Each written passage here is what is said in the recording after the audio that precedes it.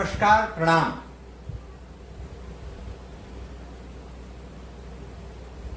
मुझे लगता है तय समय से अधिक समय हो रहा है और दो आदरणीय और वरिष्ठ जनों ने को समय ज्यादा चाहिए भी था, उन लोगों ने समय लिया भी,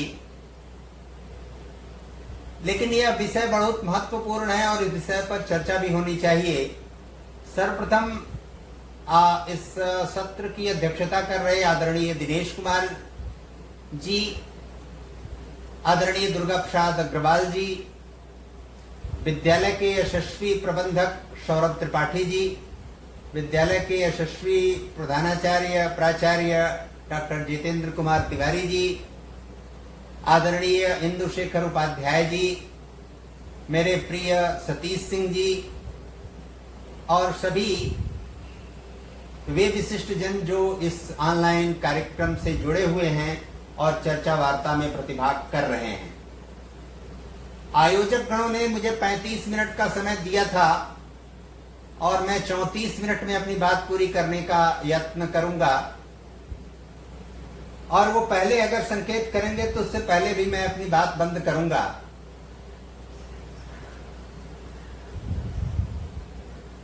लेकिन जो राष्ट्रीय शिक्षा नीति 2020 में विषय दिया गया है, तय किया गया है और उल्लेख किया गया है, उस विवरण में मैं बहुत नहीं जाना चाहता, क्योंकि वह विवरण हम सबके पास है। हम सबको उसको अध्ययन करना चाहिए, विचार चिंतन मनन करना चाहिए, और सभी अध्ययनशील हैं इसलिए अध्ययन कर भी रहे होंगे, विचार कर भी रहे होंगे।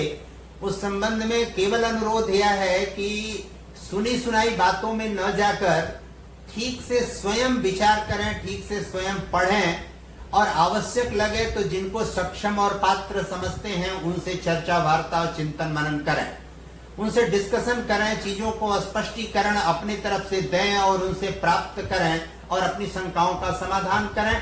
कही गई बातों को और सोशल मीडिया पर फैलाई गए दुष्प्रचार के चक्कर में न पड़ें। हम किसी पूर्वाग्रह में पढ़कर कोई बात नहीं करना चाहते, लेकिन कम से कम हम उच्च शिक्षा और शिक्षा से जुड़े हुए लोग हैं, तो हमको विषयों की अस्पष्टता और सच तक जाना चाहिए। और इसी अर्थ में भारत की ज्ञान परंपरा में कहा जाता है कि भारत का ज्ञान अंग्रेजी के नॉलेज का रूपांतरण नहीं है। भारत के ज्ञान को अगर अंग्रेजी में ट्रांसलेशन करना हो तो आपको कहना पड़ेगा ट्रू नॉलेज या वैलिड नॉलेज, यानी भारत का ज्ञान अंग्रेजी में वैलिड नॉलेज है, ट्रू नॉलेज है, वो केवल नॉलेज नहीं है। इस बात को हमको ध्यान में रखकर उच्च शिक्षा और शिक्षा से जुड़े हुए लोग हैं हम लोगों को चर्चा करना चाहिए। हम बिना किसी पूर्वाग्रह के और किसी की आलोचना और प्रशंसा में न जाकर इस बात की चर्चा करना चाहते हैं, जैसा डीपी अग्रवाल जी ने कहा कि देश जब आजाद हुआ, आजादी से पहले स्वतंत्रता आंदोलन 1857 में घोषित तौर पर आरंभ हुआ। 1885 में भारत में भारतीय राष्ट्रीय कांग्रेस की स्थापना हुई। 1947 में देश आजाद हुआ। आजादी से पहले क्या घटित हुआ, कैसे घटित हुआ, किन लोगों ने क्या क्या किया, वह यहाँ चर्चा का विषय नहीं है। लेकिन यह चर्चा का विषय जरूर है कि 1947 में जब देश आजाद हुआ तो देश में दो बातें ठीक से लागू की गई। एक थी गुटनिरपेक्षता की नीति और दूसरी थी मिश्रित अर्थव्यवस्था, और इसके कारण पंचवर्षीय योजना भी लागू की गई। सभी लोग जानते हैं, और भारत की पूरी सनातन परंपरा आदिकाल से, जब से भी मानव सभ्यता है तब से सभी की यह मान्यता है कि व्यक्ति की मूलभूत और प्राथमिक आवश्यकता भोजन वस्त्र मकान है। व्यक्ति की दूसरी आवश्यकता चिकित्सा और शिक्षा यानी ज्ञान प्राप्त करना है। मूलभूत आवश्यकताओं के लिए हमेशा समाज, परिवार आपस में एक दूसरे पर निर्भर करता है।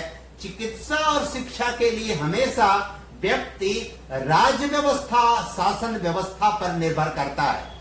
उसमें समाज भी सहयोगी होता है, लेकिन राज्य व्यवस्था और शासन व्यवस्था का सहयोग, संरक्षण और व्यवस्था देना यह उनका सर्वोत्तम कर्तव्य होता है। भोजन वस्त्र मकान समाज, यह भारतीय समाज में तो अनिवार्य शर्त है कि यहाँ का लगभग 99% व्यक्ति इसकी चिंता करता है कि हमारे गांव में कोई भूखा नहीं सोना चाहिए, हमारे पड़ोस में कोई भूखा नहीं सोना चाहिए, हमारे परिवार में कोई भूखा नहीं सोना चाहिए, हमारे गांव में किसी के पास छत नहीं है तो उसको छप्पर ही मिलनी चाहिए, लेकिन मिलनी चाहिए, वस्त्र नहीं है तो एक कंबल ही मिलना चाहिए, एक धोती एक लंगोटी ही मिलना चाहिए, लेकिन मिलना चाहिए। यह समाज अपने स्तर से, अपनी सामर्थ्य और क्षमता से उसकी विचार करता है।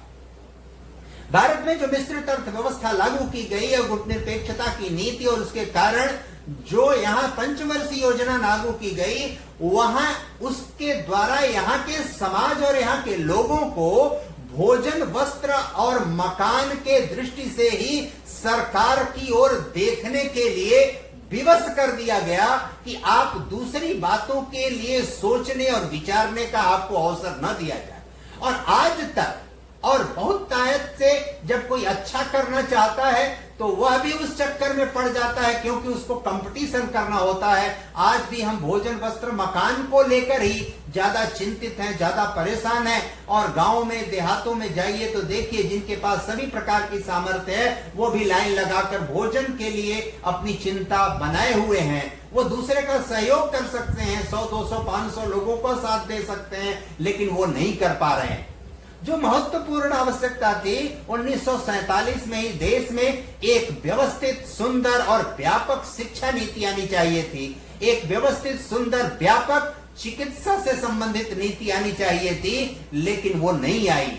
1968 में 21 वर्ष बाद 1964 में जब लाल बहादुर शास्त्री जी प्रधानमंत्री बने तो उन्होंने एक योजना बनाई। उस योजना का प्रतिफल आने से पहले ही वो गोलोकवासी हो गए और उसके परिणाम स्वरूप ऐसी योजना बना गए थे कि 68 में एक शिक्षा नीति आई। लेकिन आप और हम सब जानते हैं कि 1968 से लेकर 1986 तक उस शिक्षा नीति का कहीं किसी भी प्रकार का कोई प्रभाव, कोई दबाव, कोई उसका रिजल्ट हमारी आपके सामने, हमारे भारतीय समाज के सामने, देश के सामने प्रकट नहीं हुआ।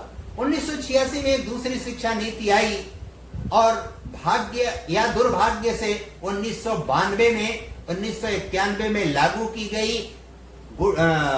निजीकरण, उदारीकरण और वैश्वीकरण के आलोक में उस शिक्षा नीति में व्यापक परिवर्तन किया गया और उस परिवर्तन के बाद फिर उस शिक्षा नीति को नए सिरे से लागू करने की चेष्टा की गई। और जिस लिबरलाइजेशन, प्राइवेटाइजेशन और ग्लोबलाइजेशन को लोग कहते हैं, बड़े बड़े लोग कहते हैं, और टीएन शेषन जी ने तो इस पर बहुत, जो चुनाव आयुक्त थे उनके बड़े लंबे लंबे भाषण हैं, वो कहते हैं लिबरलाइजेशन, प्राइवेटाइजेशन और ग्लोबलाइजेशन यह एलपीजी गैस है, इसके अलावा और कुछ नहीं है। और उस एलपीजी गैस को वो कहते हैं यह भारतीय समाज के हित में नहीं है, भारत के हित में नहीं है। और इसलिए जो भारत की 2020 की राष्ट्रीय शिक्षा नीति आई है, इन सभी प्रकार के समस्याओं को, सभी प्रकार की दुर्वताओं को और सभी प्रकार के कष्टों को दूर करने का उपक्रम है। एक प्रकार से देश जब आजाद हुआ 70 वर्ष बाद, तो पहली बार शिक्षा को लेकर इतना, मैं भी कई स्थानों पर 2015 से लेकर और 2019 तक इसके चर्चा, वार्ता और डिस्कशन में देश के विभिन्न स्थानों पर गया हूं, प्रतिभागी रहा हूं। और कस्तूरी रंगन जी से एक बार हमारी भेंट हुई, उन्होंने 5-7 मिनट की चर्चा के दौरान बताया, एक बहुत बड़ा रहस्योद्घाटन किया कि पूरी दुनिया में तकनीकी के विकास, एंटरप्रेन्योरशिप के विकास, उद्यमिता के विकास के जितने भी कार्य किए जाते हैं, उन सभी कार्यों का अगर आनुपातिक विश्लेषण कीजिए तो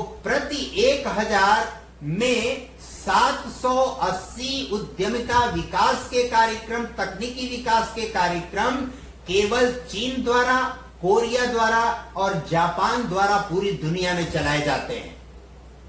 और ये तीनों वे देश हैं जिन देशों ने किसी भी दशा में अपने यहां अपनी भाषा के अलावा दूसरी भाषा में कार्य करना मना कर दिया। वो किसी भी दशा में दूसरी भाषा में कार्य नहीं करते। वो अगर कोई भाषा में कार्य हुआ है तो उसका अपनी भाषा में अनुवाद करके अपने लोगों को देते हैं कि आप इस भाषा में कार्य करिए।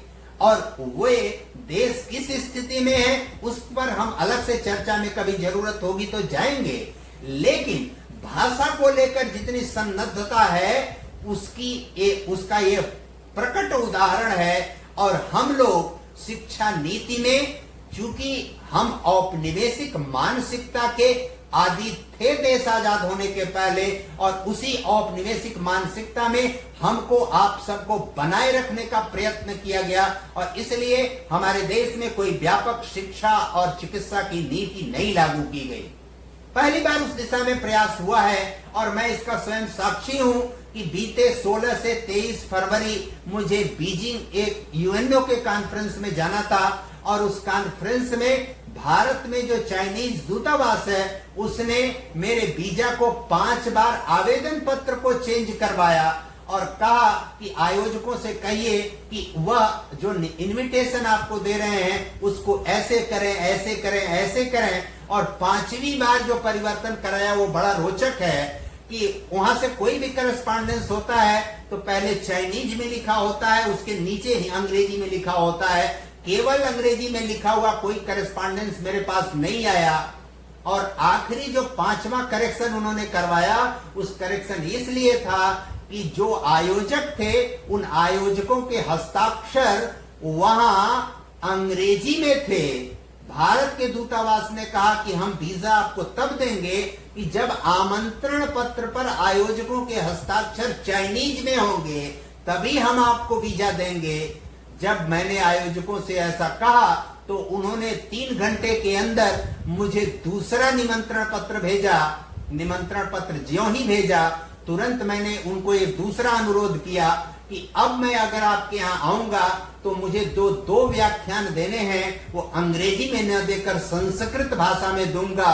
यदि आपको स्वीकार हो तो मैं आपके दूतावास को आवेदन पुनः करूं वीजा लेने के लिए, यदि स्वीकार न हो तो मैं मना करता हूं कि मैं नहीं आऊंगा।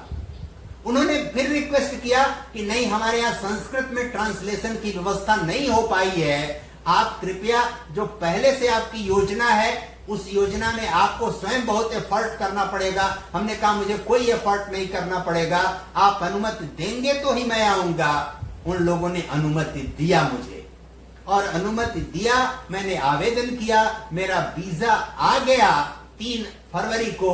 लेकिन 5 फरवरी को वहां से मेल आया कि कोविड-19 के जो पेंडेमिक है उसके कारण 3 महीने के लिए वह कॉन्फ्रेंस, अंतरराष्ट्रीय कॉन्फ्रेंस जिसको यूएनओ स्वयं ऑर्गेनाइज कर रहा था, वह 3 महीने के लिए स्थगित किया जाता है। और वह स्थगन अभी तक चैनलाइज नहीं हो पाया। ऑनलाइन 3 कॉन्फ्रेंस वो लोग करा चुके, तीनों में मेरा व्याख्यान भी करा चुके, लेकिन फिजिकल प्रेजेंस के द्वारा वो नहीं हो पाया। भाषा को लेकर किसी भी देश, समाज और राष्ट्र में भाषा को लेकर अगर आग्रह नहीं है तो इसका मतलब है नेशन बिल्डिंग में वह देश शिक्षा को लेकर कोई भूमिका अदा नहीं करने जा रहा है। किसी भी व्यक्ति का सर्वांगीण, संपूर्ण, व्यापक, व्यवस्थित विकास शिक्षा या ज्ञान जब वह अपनी मातृभाषा, अपनी भाषा में करना चाहेगा, तभी उसका सर्वांगीण, व्यवस्थित और सुंदर विकास होगा। और दुनिया के सभी प्रकार के शिक्षा के सिद्धांत यह कहते हैं कि यदि आपको समग्र विकास करना है, दूसरी भाषा ठीक से सीखनी भी है, तो अपनी मातृभाषा के ही माध्यम से आप सीखिए, तो आप ठीक प्रकार से सीख पाएंगे, अन्यथा आप दूसरी भाषा भी ठीक नहीं पाएंगे। हमारा आपका दुर्भाग्य देखिए, मैं अपने घर में किसी भी अंग्रेजी माध्यम से अपने बाद की पीढ़ी में बच्चों को एडमिशन नहीं कराता हूं। मेरा बहुत कठोर आग्रह है इसके लिए, और घर में मैंने सबको समझा बुझाकर मैंने रखा है कि मैं किसी भी इस तरह के विद्यालयों में मैं नामांकन नहीं कराऊंगा। और हम लोग स्वयं हिंदी भाषी हैं, हिंदी में पढ़े हैं, और किसी से अच्छी नहीं तो किसी से खराब भी अंग्रेजी नहीं जानते हैं। इसलिए भाषा को लेकर इतना बड़ा आग्रह देश के समाज के हित में यह पहली बार राष्ट्रीय शिक्षा नीति में किया गया है। इस राष्ट्रीय शिक्षा नीति में आप सब जानते हैं कि भारत परंपराओं का, सनातन संस्कृति का, भारत पुरातन संस्कृति का, भारत चिरंतन संस्कृति का देश है। चिरंतन, पुरातन, सनातन, ये बहुत व्यापक शब्द हैं, इनकी अलग अलग कई घंटे तक व्याख्या हो सकती है। ऐसे देश में जब हम शिक्षा की बात करते हैं तो हमको शिक्षा के साथ साथ विवेकवान नागरिक, बुद्धिमान नागरिक, विद्यावान नागरिक, ज्ञानवान नागरिक और प्रज्ञावान नागरिक की हम चर्चा करते हैं।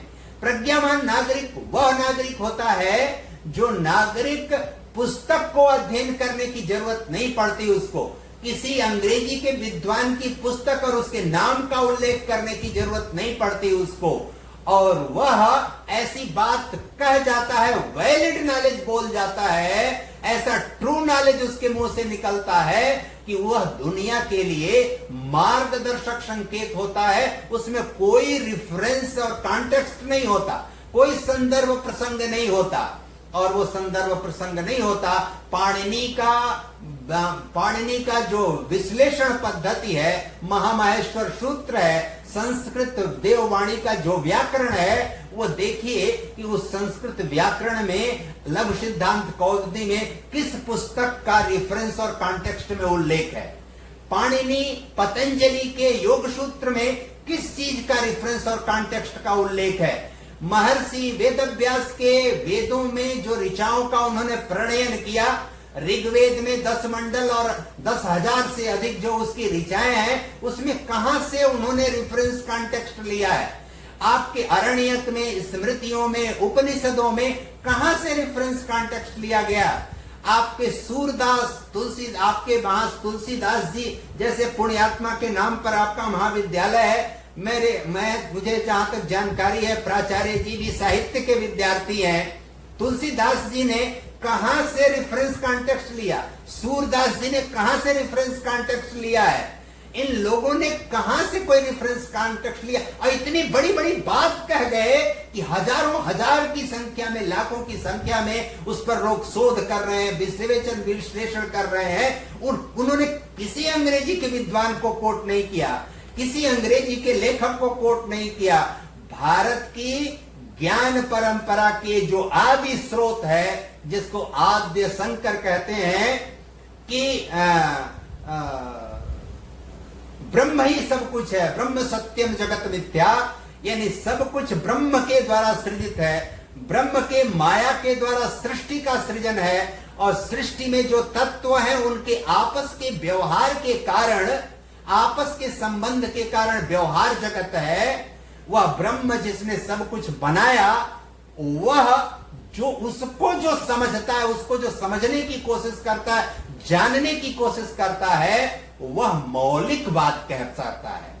और इस मौलिकता को लेकर भारत की 2020 की राष्ट्रीय शिक्षा नीति में इतनी अद्भुत बात की गई है कि प्रौढ़ शिक्षा को लेकर किसी भी आयु वर्ग का व्यक्ति, चाहे वो प्रमाण पत्र के लिए, सर्टिफिकेट कोर्स के लिए, डिग्री कोर्स के लिए, या स्वयं केवल ज्ञानार्जन के लिए शिक्षा प्राप्त करना चाहता है, तो उसको शिक्षा प्राप्त करने का अधिकार है।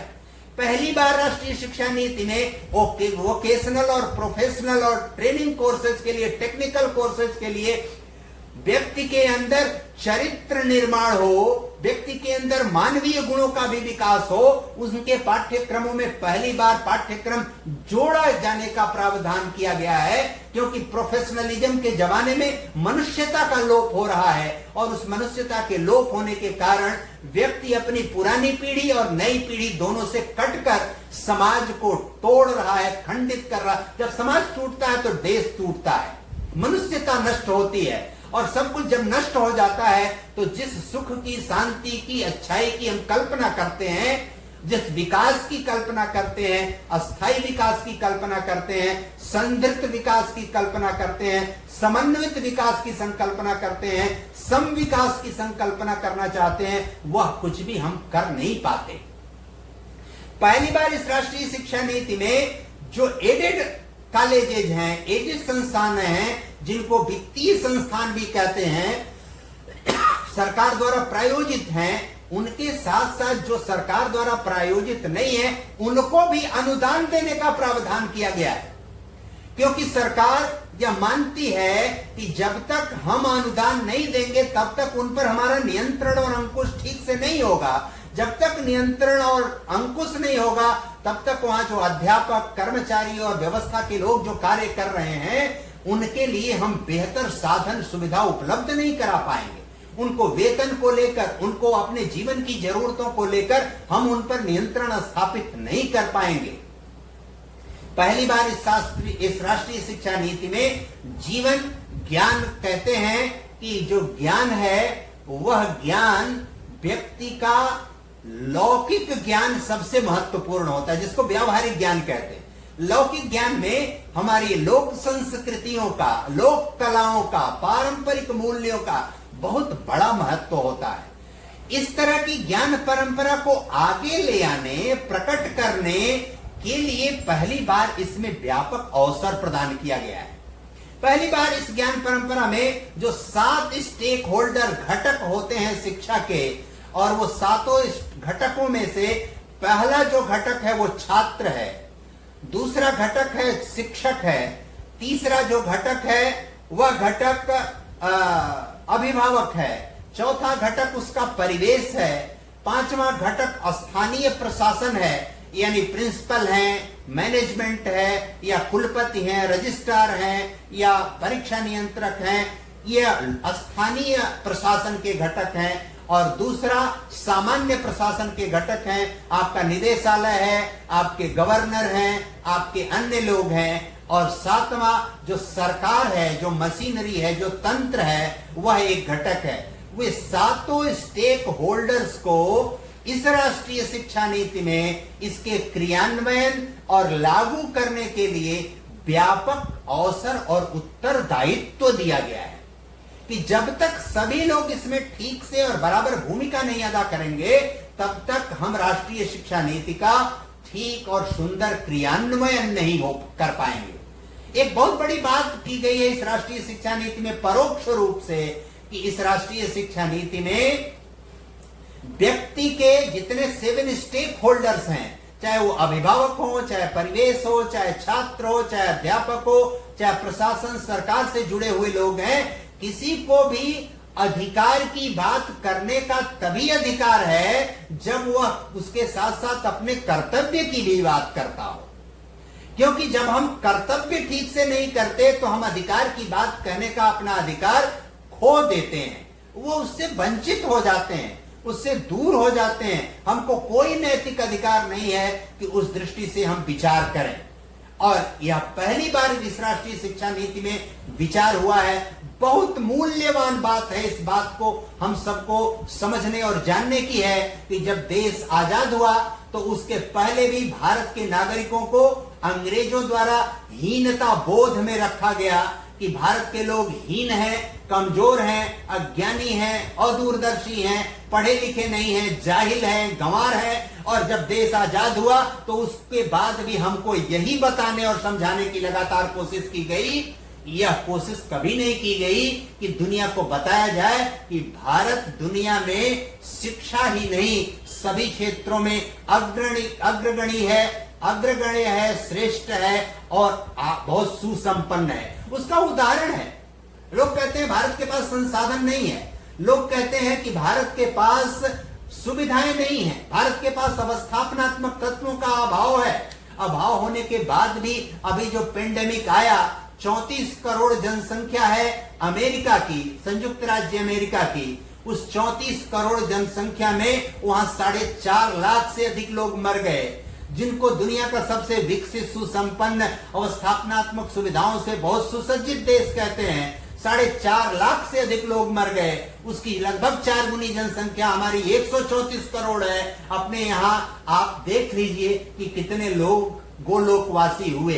एक व्यक्ति का जाना भी बहुत दुखद और कष्टकर होता है, बावजूद इसके हमारे यहाँ यह अनुपात बहुत कम है, यह अनुपात बहुत थोड़ा है। और यह जो अनुपात हमारे यहाँ बहुत कम है, उसके पीछे कहीं न कहीं भारत की संस्कृति, भारत की ज्ञान परंपरा, भारत का आयुर्वेद, भारत का इम्यूनिटी सिस्टम, यह सब कहीं न कहीं उसमें बहुत बड़ी भूमिका अदा करते हैं। आज भी गांव में, जिस गांव में मैं रहता हूं, पैदा हुआ, उस गांव के आसपास 17 गांव का मैंने सर्वेक्षण कराया पिछले 2 वर्षों में अपने शोध छात्रों और स्नातकोत्तर छात्रों के द्वारा। हमारे करीब 700 कुछ लोग मुंबई से, चेन्नई से, बेंगलोर से, अहमदाबाद से, दिल्ली से, कलकत्ता से इस कोविड के पीरियड में गांव लौटे, वो विद्यालयों में क्वारंटीन किए गए। उसमें से एक व्यक्ति को भी कोरोना नहीं हुआ, एक भी उसके कारण नहीं दिवंगत हुए, उनके परिवार का कोई व्यक्ति हताहत नहीं हुआ, उसके आगोश में नहीं गया। कहीं ना कहीं भारत की संस्कृति, भारत का आयुर्वेद और हमारी जो रोग प्रतिरोधक क्षमता है उसका बहुत बड़ा योगदान है। भारत की श्रेष्ठता को हमेशा अस्वीकार करने की कोशिश की गई। हम सब जानते हैं कि बलिया आपके उत्तर प्रदेश में ही है। बलिया के डॉक्टर प्रदीप दुबे जी हैं। 1987 में सबसे पहले IEEE उपासना स्वीडन में वो इलेक्ट्रॉनिक्स के प्रोफेसर हैं।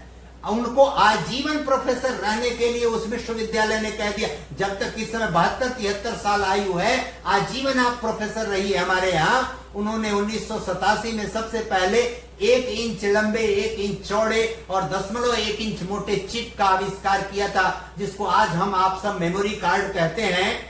और उस चिप में 1 अरब प्रकार की सूचनाएं संग्रहित हो सकती हैं। भारत के व्यवस्था से जुड़े लोगों से बार बार ईमेल और पत्र लिखकर वो आग्रह करते रहे कि आने वाले समय में ये बहुत बड़ा कंट्रीब्यूशन देगा, इसको पेटेंट कराइए अपने देश के नाम, मैं उसके लिए आगे आऊंगा। लेकिन भारत सरकार ने उस पर कोई ध्यान नहीं दिया। 1989 में माइक्रोसॉफ्ट कंपनी ने उसको खरीद लिया, पेटेंट कराया, और माइक्रोसॉफ्ट कंपनी जो 1976 में एक डिप्लोमा होल्डर द्वारा, विलियम गेट्स द्वारा स्थापित की गई थी, 1976 से लेकर 1992 में उसका सकल घरेलू मुद्रा भंडार जो भारत का था, उस माइक्रोसॉफ्ट कंपनी की जो आय, व्यक्तिगत आय थी, वो 2 लाख हजार डॉलर भारत के सकल विदेशी मुद्रा भंडार से अधिक थी। ये लेकिन हमने उस पर ध्यान नहीं केंद्रित किया। आज दुनिया में जितने भी प्रकार के, चाहे वो लैपटॉप हो, पामटॉप हो, या छोटे छोटे डिवाइस आप जो टेराबाइट में मेमोरी कार्ड यूज करते हैं, वो सबसे पहले उस प्रदीप दुबे की देन है कि जो हमारे दिल की जो धड़कन होती है, वो धड़कन को ब्लिंक करने के लिए जो स्पेस लगता है एक धड़कन को, उसको हम बिट में नापते हैं, BIT। उस वजह जब 1024 गुणा होती है तो वो बाइट BYT बनती है। 1024 बिट बराबर 1 बाइट। वो स्पेस, वो जगह, उस जगह पर हम कितना लिख सकते हैं, कितना पेंट कर सकते हैं, कितना फिगर बना सकते हैं, कितना वीडियो बना सकते हैं। और 1024 बाइट बराबर 1 किलोबाइट, जिसको हम KB कहते हैं। 1024 किलोबाइट बराबर 1 मेगाबाइट, जिसको हम MB कहते हैं। 1024 मेगाबाइट 1 गीगाबाइट होता है, जिसको हम GB कहते हैं। 1024 गीगाबाइट बराबर 1 TB यानी टेराबाइट होता है। आज हमारे हाथ में जो छोटे छोटे डिवाइस हैं और टेराबाइट मेमोरी में उपलब्ध हैं, सभी प्रकार की सूचनाएं हम संग्रहित कर सकते हैं, वो भारत की देन है, जिस दुनिया उसका अनुसरण करके और अपने आप को बड़ा महत्वपूर्ण कहना चाहती है। हमारे देश की व्यवस्था ने हमको जो ज्ञान हमारा था, शिक्षा को हमको जो स्वरूप हमारे सामने प्रकट करना चाहिए था, हमको ऐसा मार्गदर्शक संकेत, ऐसा वातावरण हमारे सामने उपस्थित नहीं होने दिया।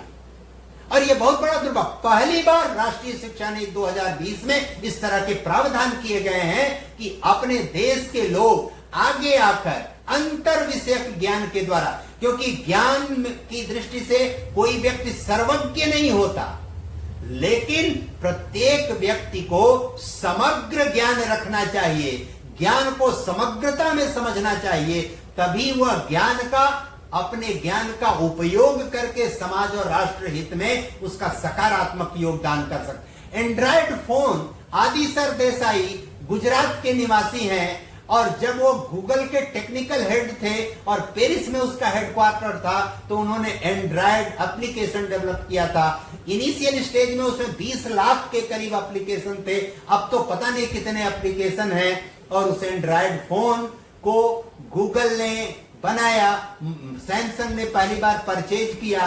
भारत के लोगों ने आदि सरदेसाई को कोई महत्व नहीं दिया। आज वो साउथ ईस्ट एशिया के गूगल के टेक्निकल हेड हैं, उनकी बात को हिंदुस्तानियों ने ध्यान नहीं दिया। और वो एंड्रॉयड फोन आज सारे सिस्टम को कितने व्यवस्थित तरीके से चैनलाइज कर रहा है। हमारी ज्ञान परंपरा, हमारी शिक्षा की व्यवस्था ऐसी दूषित, हमको हीन बनाया गया, हमको कमजोर बनाया गया, हम गए गुजरे हैं यह बताया गया।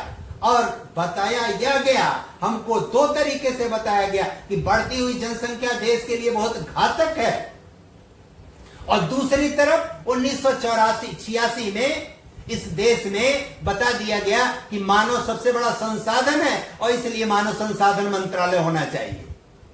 एक तरफ उस संसाधन को आप हिकारत की दृष्टि से देखते हैं, खराब दृष्टि से देख रहे हैं, और दूसरी तरफ उसको संसाधन भी बता रहे हैं।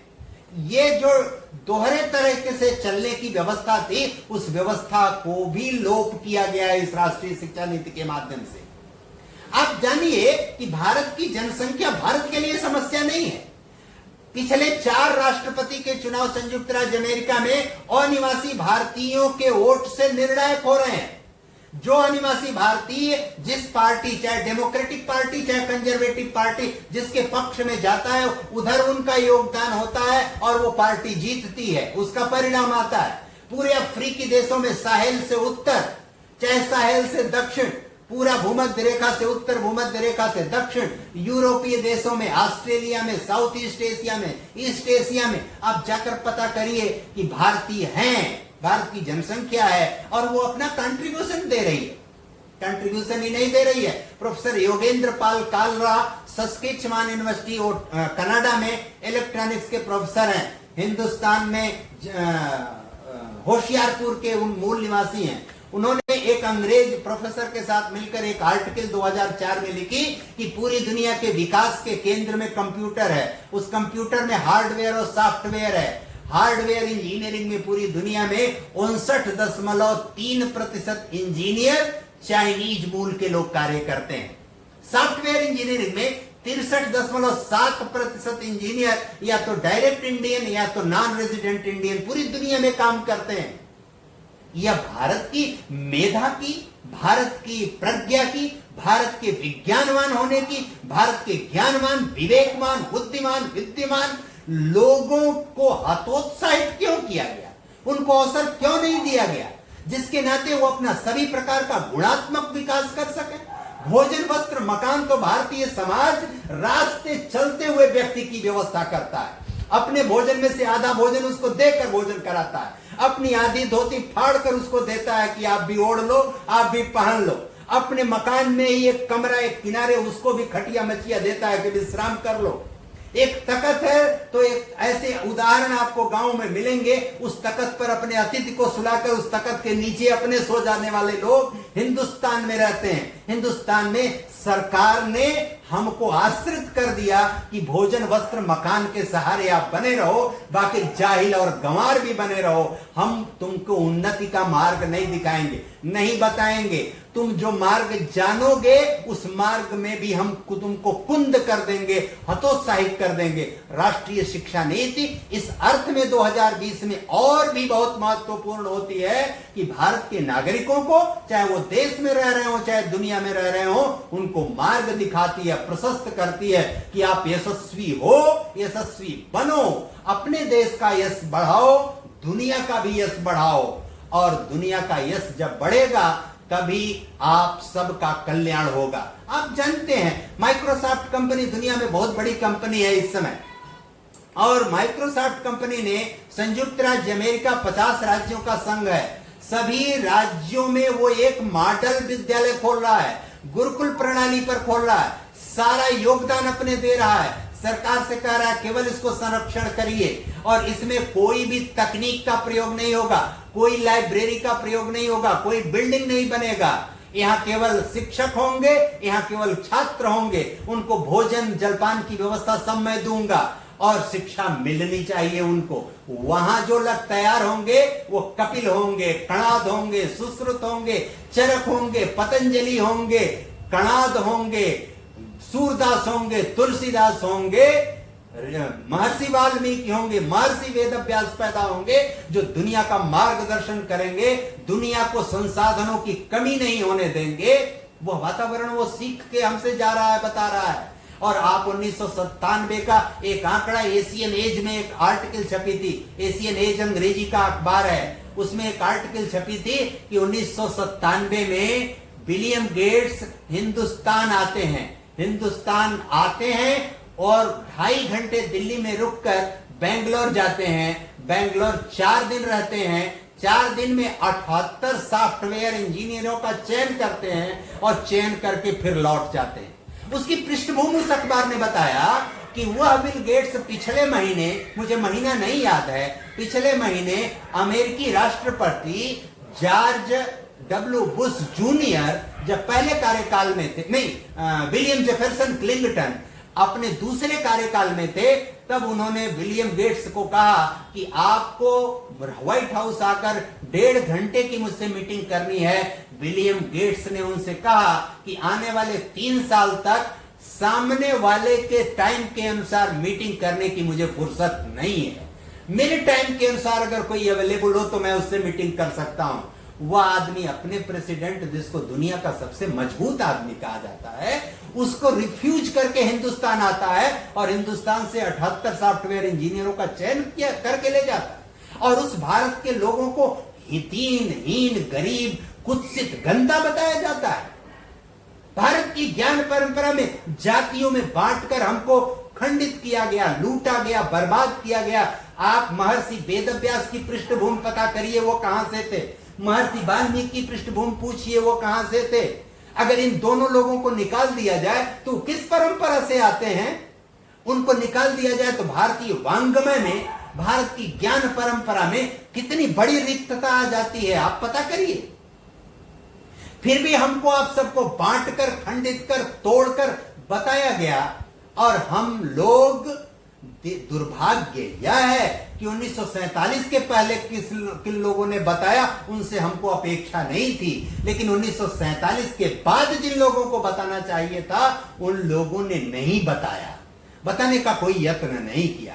राष्ट्रीय शिक्षा नीति को, भारत की 2020 की राष्ट्रीय शिक्षा नीति, जो लोग कहते हैं कि बहुत जल्दी में आ गई, पिछले 5.5 साल अनवरत जनता के द्वारा, पढ़े लिखे के लोगों के द्वारा, किसानों के द्वारा, सामान्य नागरिकों के द्वारा, व्यवसायी वर्ग के द्वारा, इंजीनियर के द्वारा, डॉक्टर्स के द्वारा, प्रोफेसर्स के द्वारा, सबके द्वारा सुझाव आमंत्रित किए गए, उनको डिस्कशन किया गया, जाकर लोगों ने चर्चा किया मानव संसाधन विकास मंत्रालय की ओर से, और उस डिस्कशन और सुझाव पर बार बार चिंतन मनन करने के बाद इस निष्कर्ष पर पहुंचे हैं कि उस निष्कर्ष के द्वारा हमको भारत को यशस्वी बनाना है, भारत केंद्रित शिक्षा को यशस्वी बनाना है, देश को आगे बढ़ाना है, देश को सिरमौर बनाना है, श्रेष्ठ बनाना है। हम दुनिया से कुछ लेना नहीं चाहते, दुनिया को उंगली नहीं दिखाना चाहते, लेकिन हम इस लायक जरूर बनना चाहते हैं कि हमारा कोई ले न सके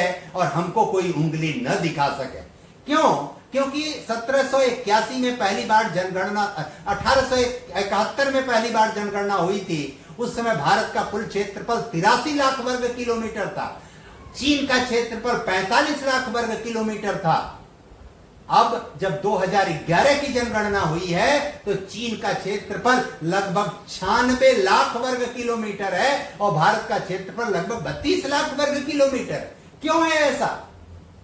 आप छत्तीसगढ़ चले जाइए, झारखंड चले जाइए, वहां के आदिवासी लोग, हमारे भाई बंधु जो हैं, वे आदिवासी लोगों का जीवन, रहन सहन, खान पान, रीति रिवाज, जो तिब्बत में या चीन के वांग प्रांत में रहने वाले आदिवासी लोग हैं, उन दोनों से बड़ी मेल खाती है, उनमें कोई भिन्नता नहीं है। इसका मतलब है कि हमारा क्षेत्र, हमारे लोग कहां तक फैले थे, कहां तक रह रहे थे। इन सारी बातों को हम इस राष्ट्रीय शिक्षा नीति के आलोक में समझने, जानने, अपने को, अपने समाज को, अपने परिवार को, अपने देश को यशस्वी बनाने में अपने अधिकार को संयमित रहते हुए, संरक्षित रखते हुए अपने कर्तव्य को आगे बढ़ाकर इसी को योगदान करें कि ठीक से यह राष्ट्रीय शिक्षा नीति देश में लागू हो, सब लोग उसका पालन करें, आगे बढ़े। हमारा आप सबका इसमें हित है और इस हित के साथ हम निजीकरण हो रहा है, इसमें सब कुछ निजीकरण हाथों में चला जाएगा, ऐसा नहीं है। शिक्षकों की सेवा शर्तें कमजोर हो जाएंगी, ऐसा नहीं है।